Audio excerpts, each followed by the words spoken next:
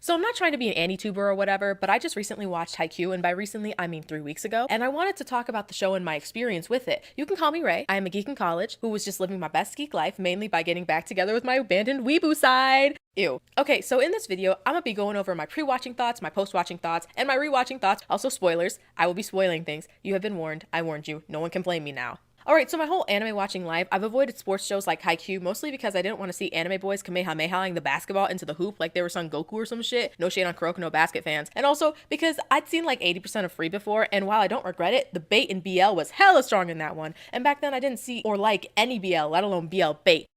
So I just shrugged sports anime off. Also, what pushed me away from it was the whole thing I'd heard about with their fandoms and the shipping, and then the two girls who actually showed interest in the main male cast members only to end up being persecuted by the fans, even though they're not bad characters, but I digress.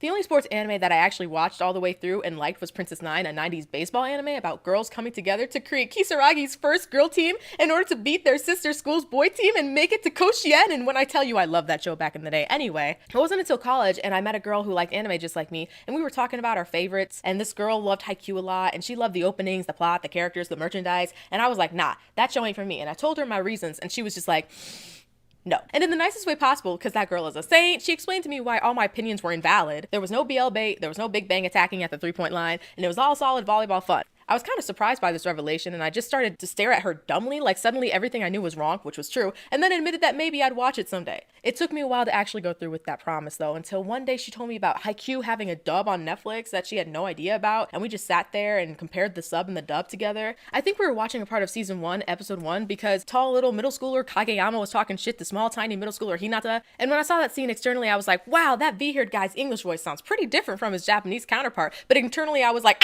I need to know more about these characters, why am I in love already? And so not long after that, I sat in front of my TV, went onto Netflix, and hit the start first episode button. So when I first started watching Haikyuu, I was enamored with the first few characters shown, like Tanaka Ryunosuke, Sugawara Koshi, and my boy Somura Daichi, and the Three Musketeers in the background.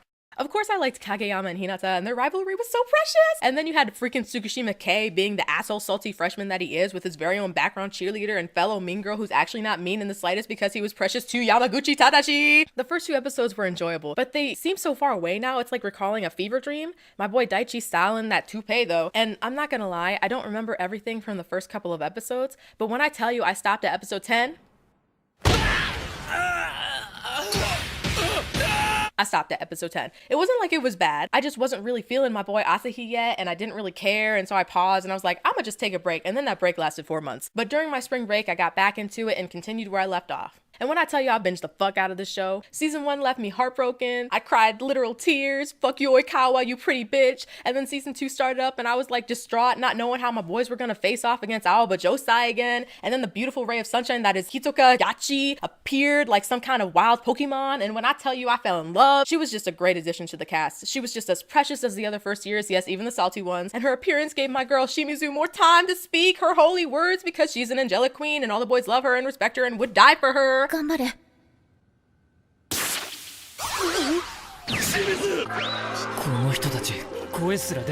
Anyway, once Yachi was introduced, everything in the show lightened up for me. It was fun seeing my boys persevere and keep their spirits and try not to fail exams like the losers they are. And then they went to the volleyball summer camp.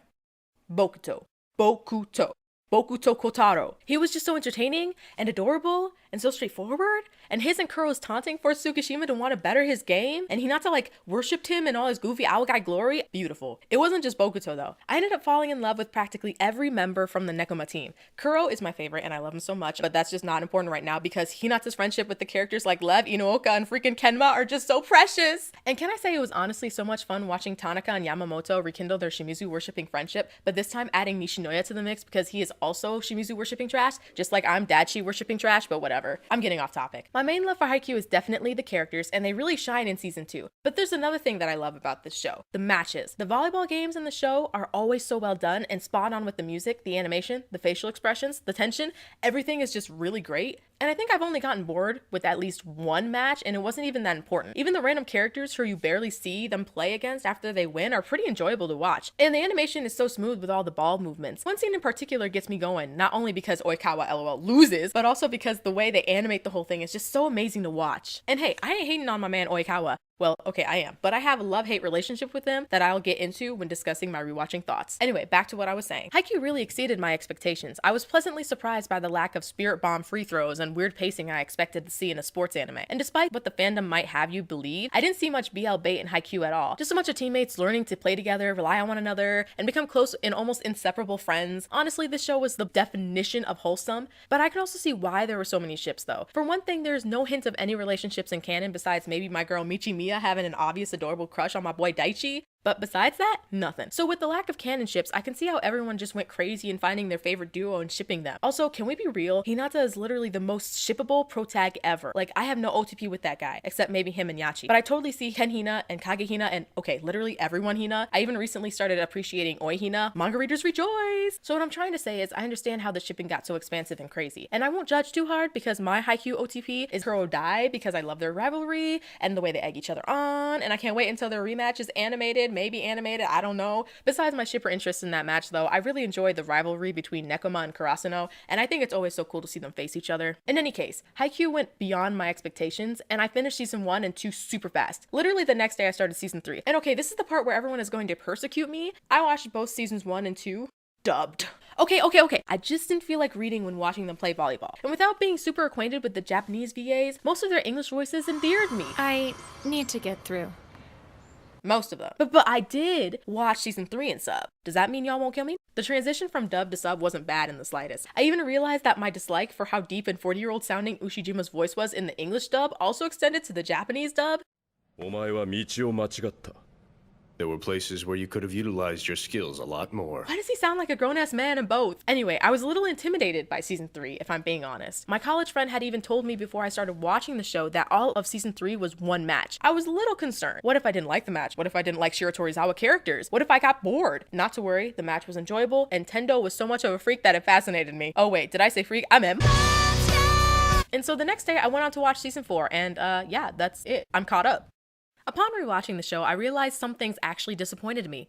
No, I'm just kidding, it was all perfect. But I did notice that I loved practically every single character. There wasn't a single one I hated. Yes, that includes Oikawa. That gorgeous bastard has seriously grown on me to the point where I just almost have to admit that I actually love him. Him and his teammates are so enjoyable too, especially Uwaizumi. Uwaizumi is literally the best. I also started to like Kindaichi, Kunimi, Hanamaki, Matsukawa, and Shigeru. Not so much Mad Dog, but he was hella funny. I've also grown to love other teams more, like Aone and Koganegawa and Moniwa and Futokuchi from Date Tech, and Terushima and Hana from Josenji. Literally all of Nekoma and those guys. Of course, how could I forget Akashi and the rest of the gang of Bokuto hype men? 任せろよエースかっこいいねやっぱ最後はエースですなやっぱり俺最強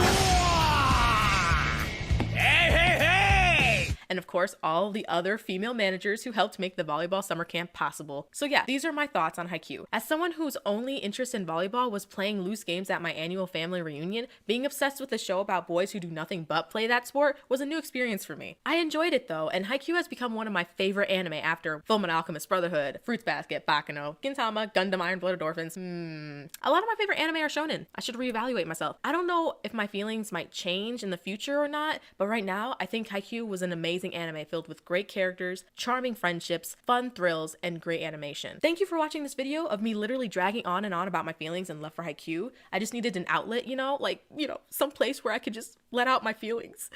So yeah, thanks for that, and everyone stay safe.